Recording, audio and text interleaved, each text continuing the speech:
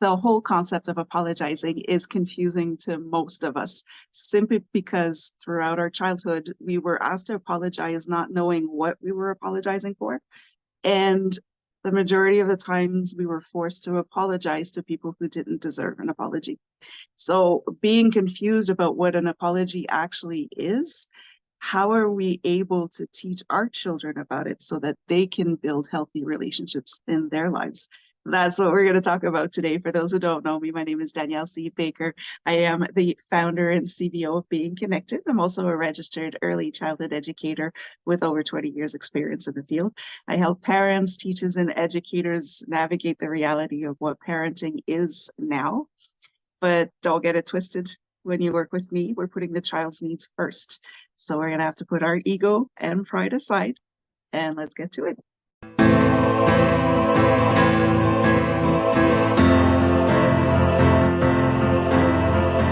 Hello, hello, hello. Welcome to the Talk to Danielle podcast. I am your host, Danielle C. Baker. Before we get started, be sure to like, follow, and subscribe to whichever channel you're listening or watching from. And of course, with season 2, this episode is brought to you by the Self-Esteem Doctor Online Academy, the amazing Dr. Simone Alicia. There's a wealth of resources there to help your child with their self-esteem, their confidence, and so much more. So I'm going to add the link in the description and in the comments for you to have a look. It is very, very helpful. So we're going to jump right in today, of course, with apologies. It is when you start kind of digging into it, it is very confusing. And as you grow older and as you meet more people and have different life experiences with different people, you start to redefine your definition of apology. But before we get started, just want to say that there is no wrong answer when it comes to an apology, but understanding what apology means to us will help us determine what our boundaries are, what our non-negotiables are. And this will lead finally to us being able to teach our children about apologies so that they can set their own boundaries. They can evaluate their own non-negotiables and set them up for really healthy relationships, right? Understanding that there is a difference between an apology and manipulation is really what it comes down to. So, and it's something that goes really in hand with the love languages. I did an episode about this. It's called What is Love?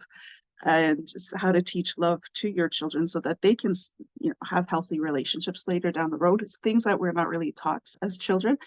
I believe, this is my own personal opinion, that showing your love to somebody, the way you apologize and admitting your faults, has a big part to play in showing somebody your love.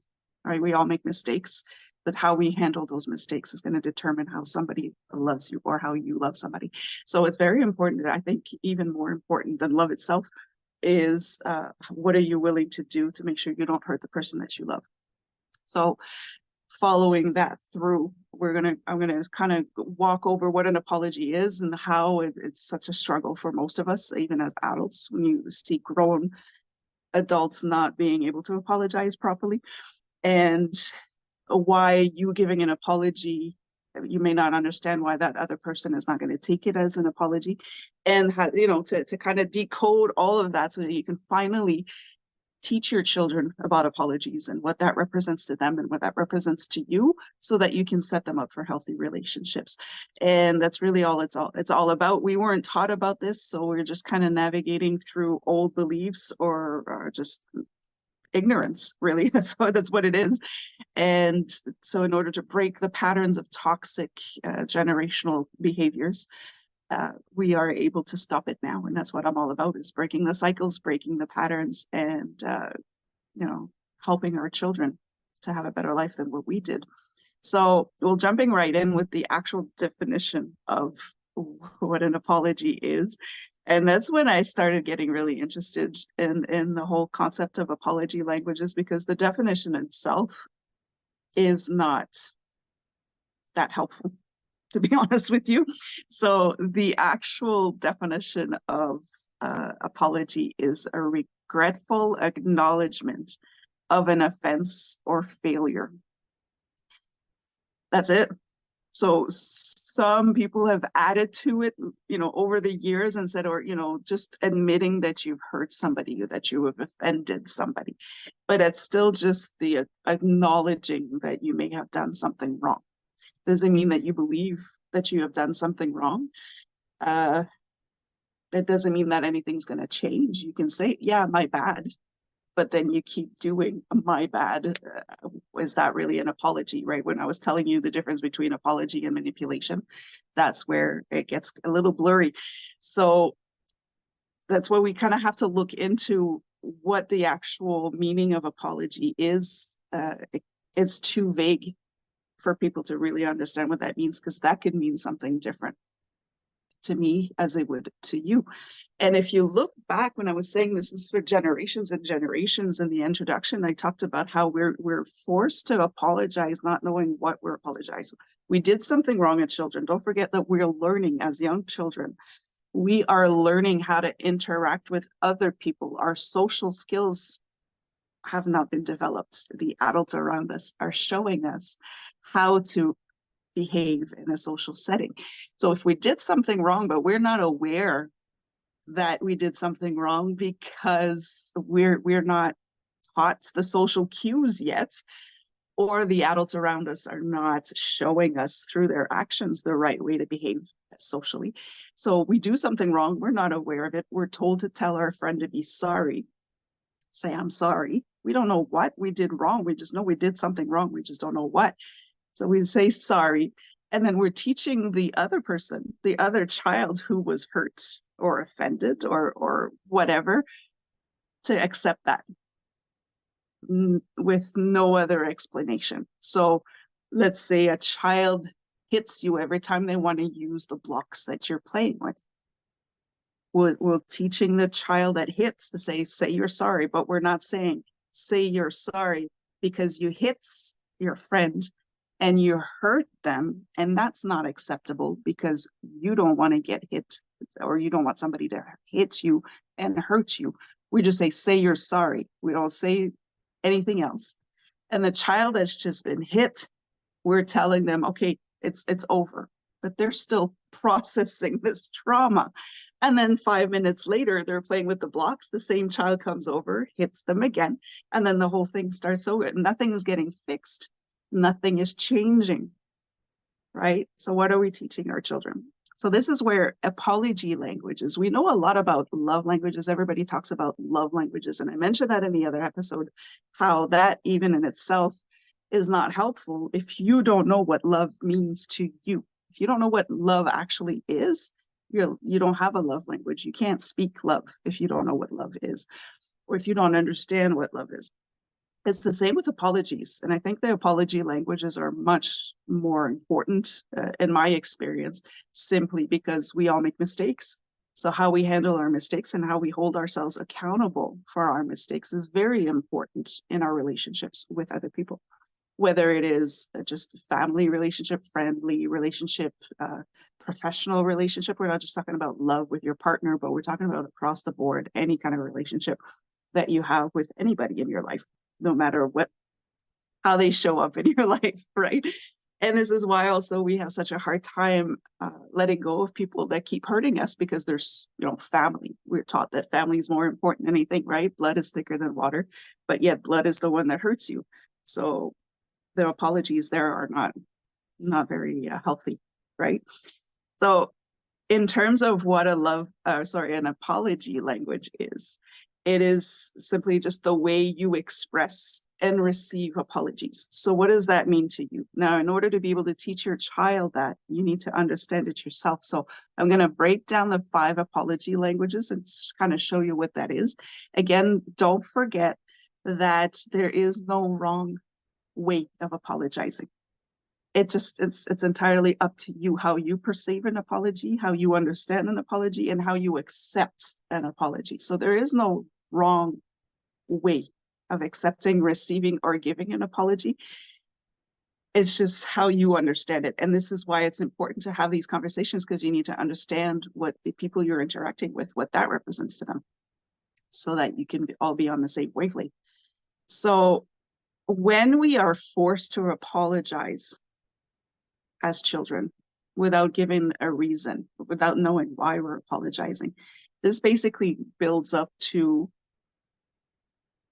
adults who will apologize, but only because they got caught doing something wrong, right? Like I was giving the example earlier of a child hitting their friend because they want the blocks.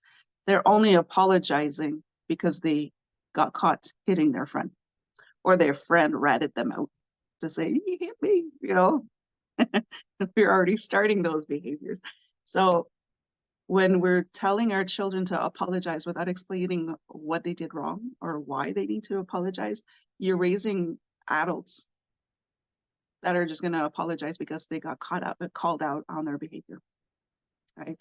Or you're also raising adults that are accepting apologies multiple times for the same behavior. So the child that gets hit every time says, okay, okay, gets hit again, okay, gets hit again, okay. And now we're raising an emotional punching bag. So on either side of the scale there, we're doing something wrong.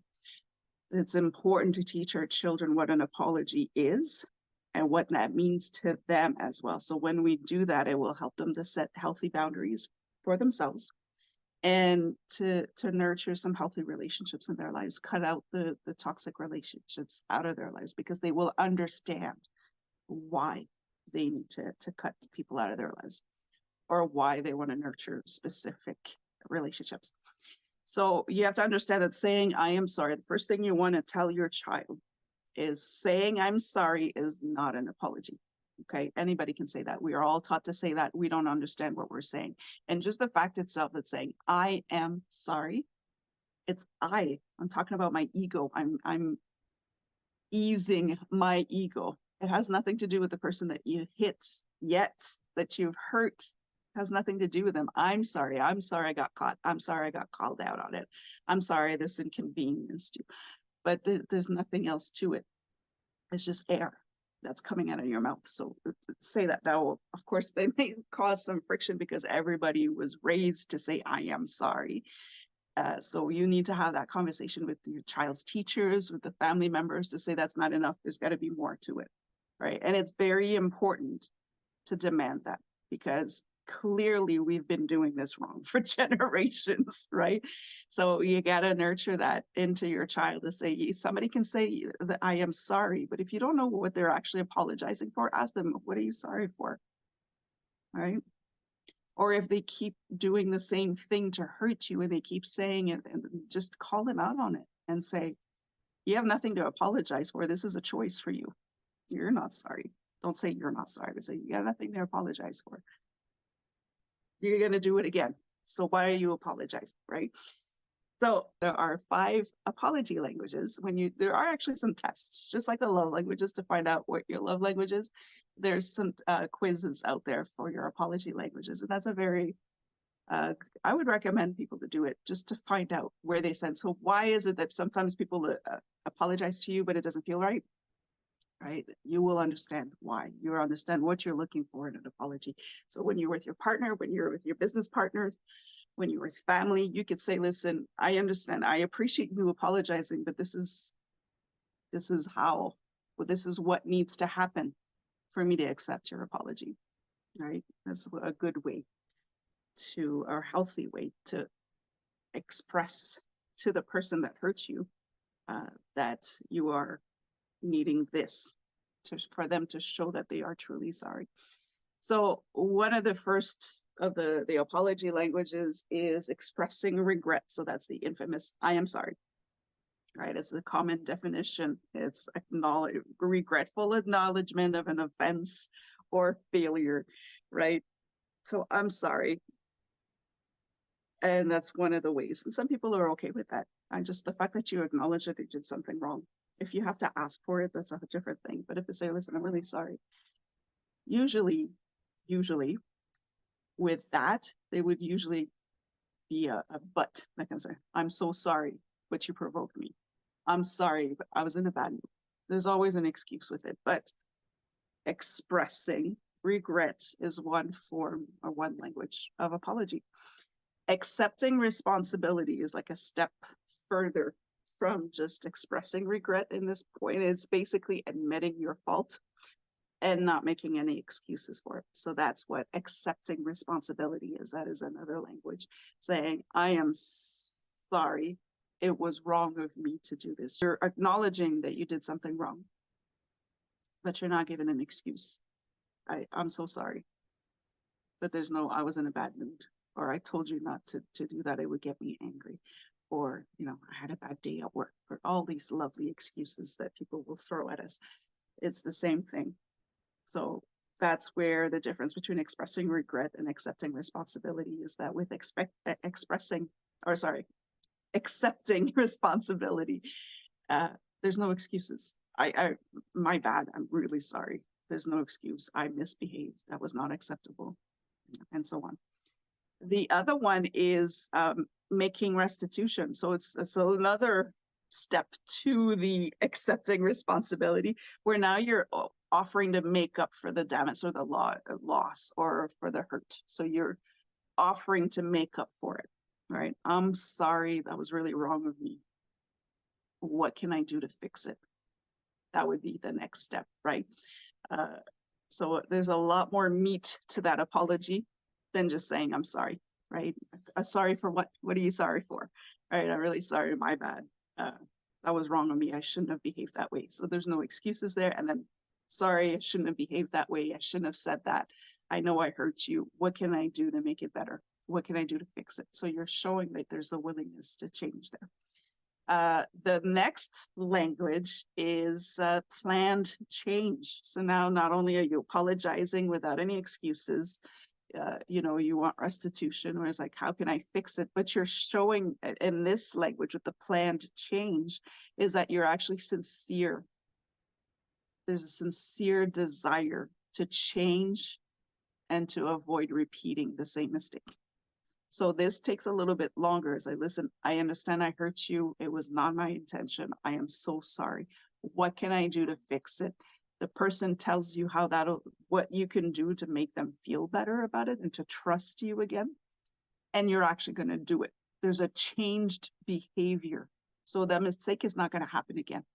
So this comes over time. It's just like the analogy that I gave you earlier with the child hitting the other child because they want the toy.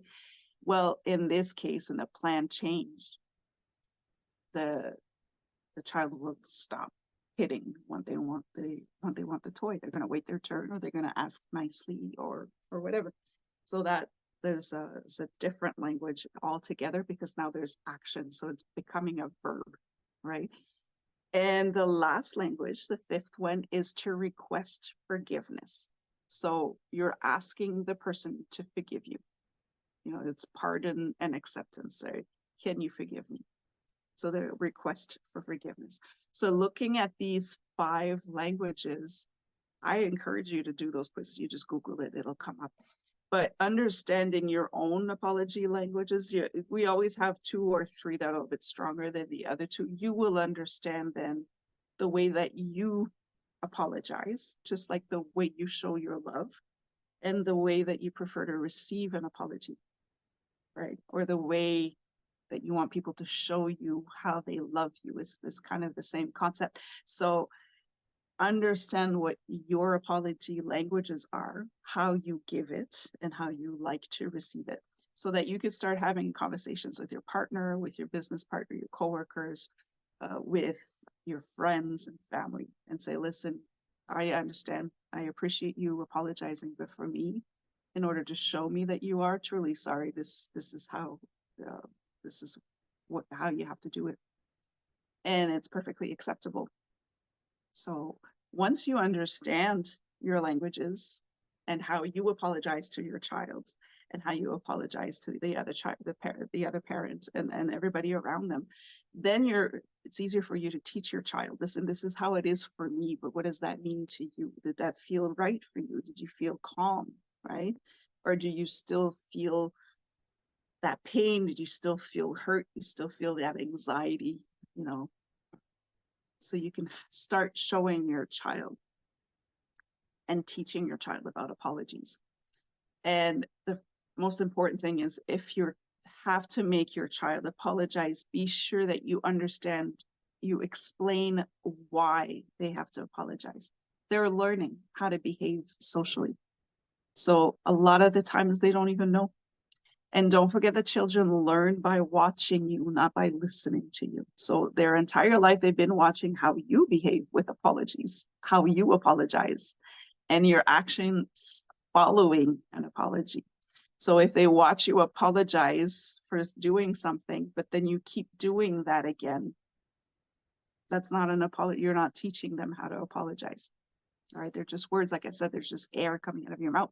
So they learn through watching you. That's why it's important for you to understand what your apology language is, so that you can actually put it into action for your child to see it and say, okay, now I get it. And then they can transfer that over as they get older and they can understand better.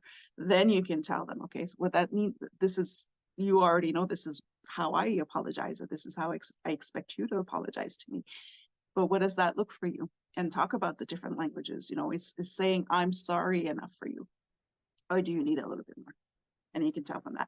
And it's kind of interesting to keep doing this quiz over the years, because depending on the experiences that you will have if you're going through a bad breakup, let's say a divorce, if you're going through a great loss, health changes, right? Things will change. Your personality changes. Your experience will change how you view apologies. So this will change throughout your life, and it'll be the same. Don't expect that if your 3-year-old only expects you to say, I'm sorry, that's not going to be the same when they're 19, 20, 21, right? So just keep updating your language to see what that means to you, and teach your child how to keep kind of doing an upgrade on that. And so it's really through your actions that you're going to be able to teach your child how to properly apologize, to take accountability for their mistakes, and how to expect people to apologize to them when they are wronged, and to make sure that they are not being manipulated by toxic people, or taken advantage of because of their kindness. So that's pretty much, it's very vague, very general, again, because I'm all about teaching how to teach this to children, right? So we have to keep it simple, not too detailed, because we will lose them. They won't understand. And if we don't quite understand it either, then it's harder for us to explain it if it's on a scientific level, right? So you could do a lot more research on it. I encourage you to do it for yourself first, like I said earlier, to help yourself, make better choices with your connections, and then teach your child through your behaviors. Are you backing up your apologies, or are you just blowing air through your mouth? So very, very important if you want your child to have some really healthy boundaries. Be ready for these toxic relationships that they'll end up, it's inevitable, right? They're going to end up with surrounded by some people that are not as positive as others. So it's important to set them up for success when it comes to relationships, or at least to be able to be properly equipped to handle these situations, to recognize what's a non-negotiable for them, in order to be able to set those boundaries and adjust their relationships accordingly. I'm going to leave you with that. Again, don't forget to have a look at the Self-Esteem Doctor Online Academy. There's great resources on that as well. Don't forget to like, follow, and subscribe to whichever channel you're listening or watching from. And until next time, stay safe, stay awesome, and we'll talk soon.